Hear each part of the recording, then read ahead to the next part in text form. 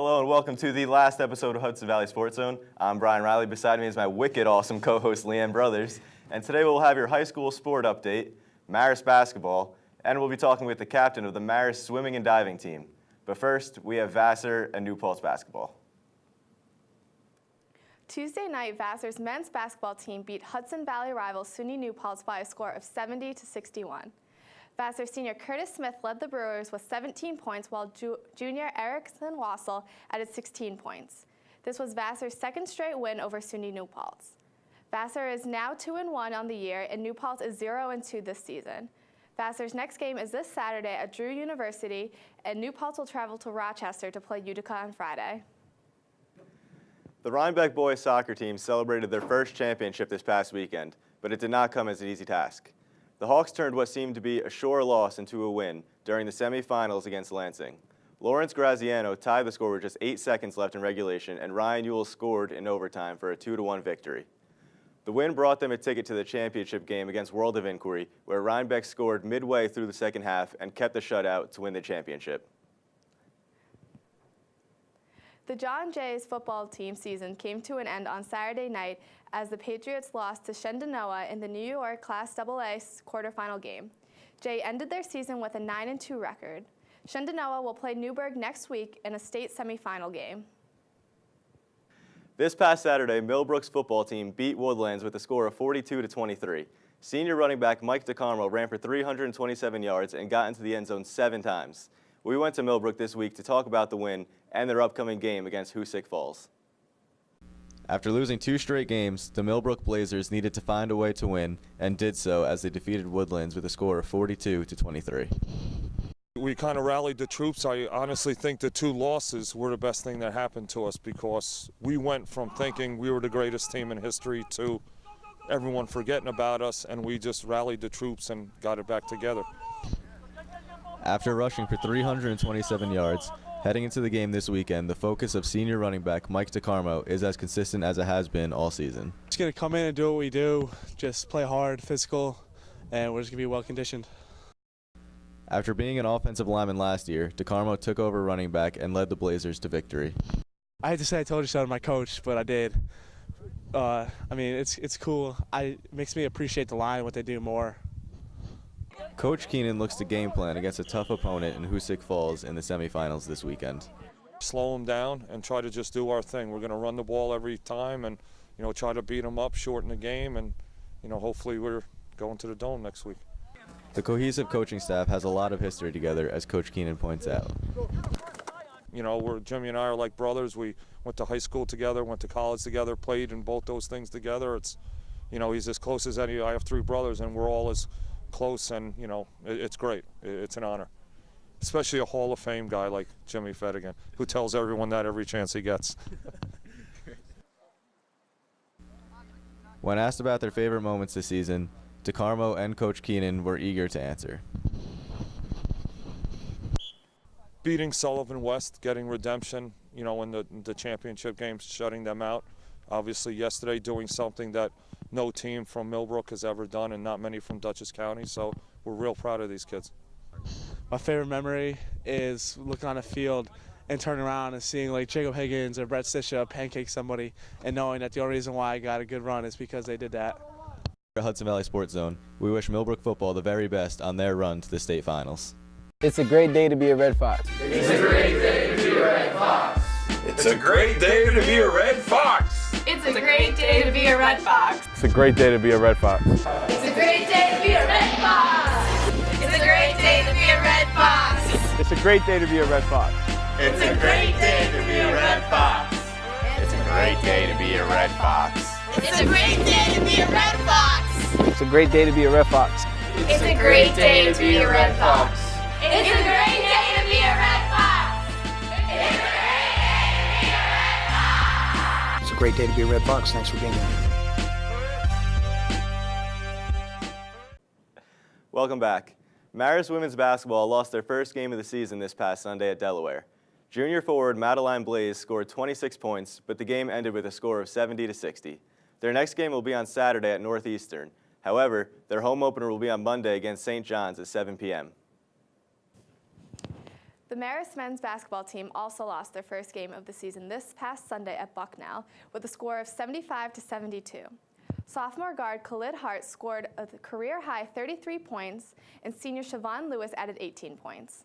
The next game for the men will be their home opener against Army this Saturday at 7 p.m.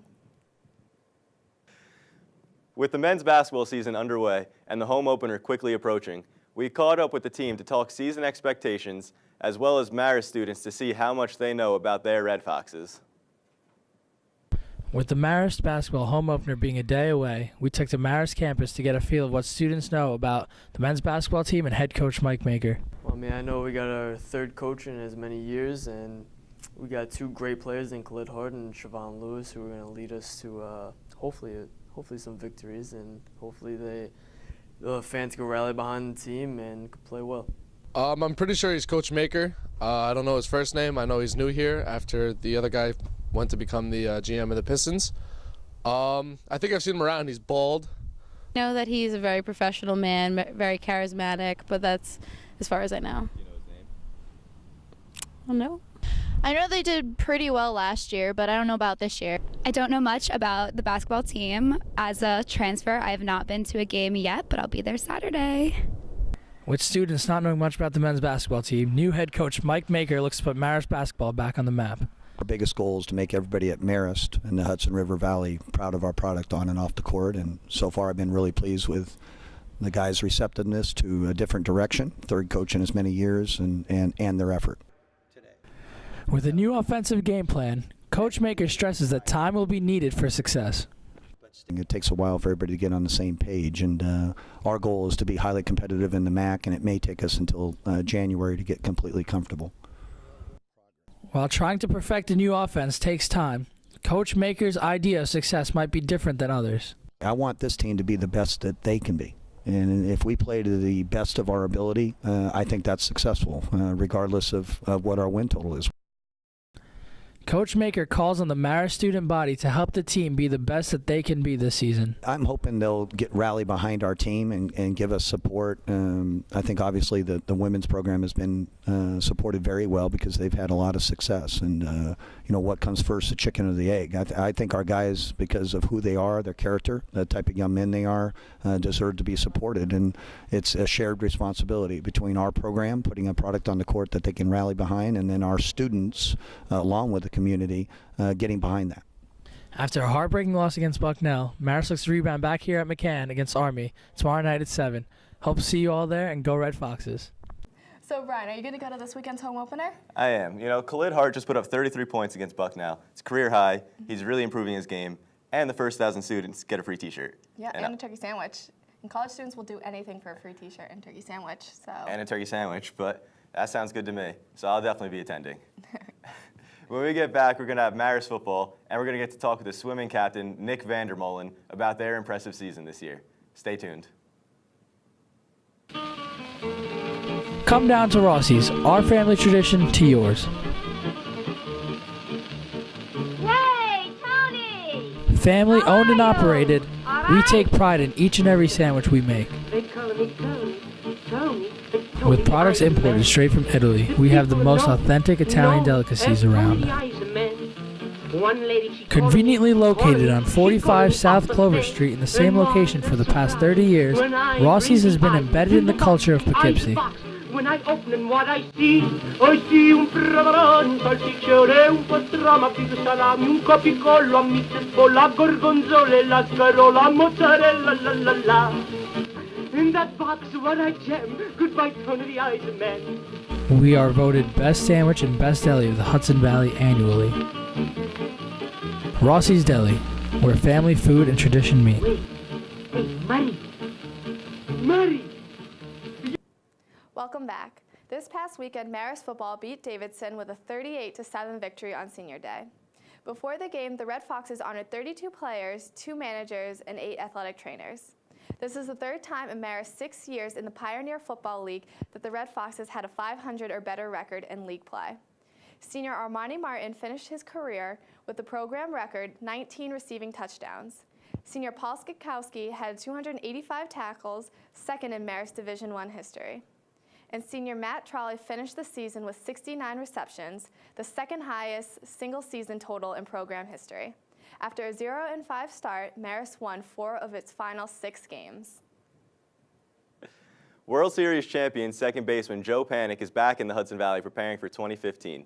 The 24-year-old moved back about a week ago and is working out at St. John's University as he prepares for his second season in the major leagues. He is also preparing for a ceremony to be held in his honor in East Fishkill on December 10th. Before reporting to spring training in February, Panik plans on catching up with the family and friends in the Mid-Hudson Valley. Last weekend, SUNY New Paltz women's volleyball team lost to Haverford College in the first round of the NCAA tournament. The Hawks were unable to prevent a straight-set sweep and ended their season at 31-6 overall after claiming their second-ever SUNY Athletic Conference title. It was the team's 5th ever NCAA tournament appearance. Earlier this week, it was announced that the inaugural Walkway Over the Hudson half and full marathons will take place this June. While the event is still more than a half year away, the current plans call for the races to start and finish at the Marist waterfront. The event will be the first marathon in the Dutchess County since the MHRRC discontinued the event at the Dutchess County Classic 6 years ago. On Monday, the Marist Center for Sports Communication hosted the Associated Press Sports Editors Northeast Regional Meeting.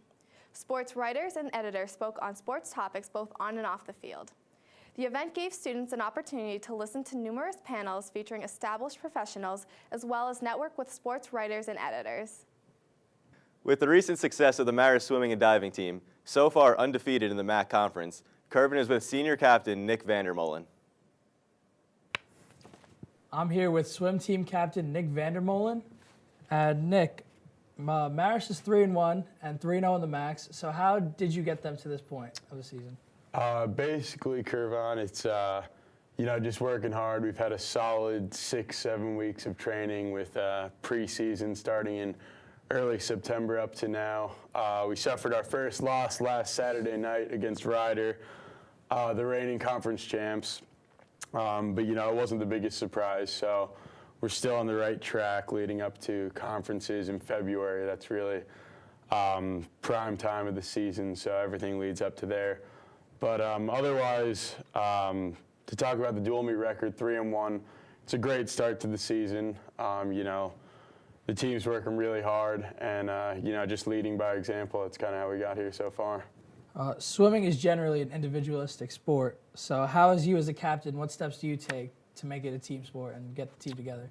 I personally try to lead by example and just kind of doing the extra mile in everything that I do, whether it's staying after in the weight room, running, just working. I'm a breaststroker myself, so one of our assistant coaches was a breaststroker when he swam, so working with him and kind of just showing the whole team that, if you put the work in, the results may not come in season, because personally I can't swim in season to save my life, but again, at championships where it really matters, that's where it'll pay off. So what training goes into being a good swimmer? What training do you do at the gym? What conditioning do you do? It's crazy because with swimming in general, there is no off season. So we're constantly, our last meet is ECA season. That's in the beginning of March. We've got about 2-3 weeks off. And then after spring break, we're back in the pool for spring training. So you really can't take any time off if you want to, get to that next level. And we do everything from, it's about 2 to 3 morning practices a week with 6 days of afternoon practice, lifting 3 to 4 times a week, and then dry land the other 2 days a week. So, it's really doing everything you can to, bring your game to the next level. So you transferred here from Delaware did. after your freshman year. So how has that experience helped you, and how has Marist helped you move on for the next 3 years of your life? Well, transferring from Delaware really gave me the, burning, fire in my belly to kind of swim faster than ever. Because, at Delaware, I may or may not have lost myself in the pool, kind of got wrapped up in freshman year of swimming and schoolwork and whatnot and, having fun. But transferring to Marist really, got my head on straight. got me back in the pool, swimming faster than ever, and, just really got me more motivated and focused on what I had to do. And looking forward to the season, what are your expectations and goals that you set for yourself? Personally, I want to punch my ticket into the sub club.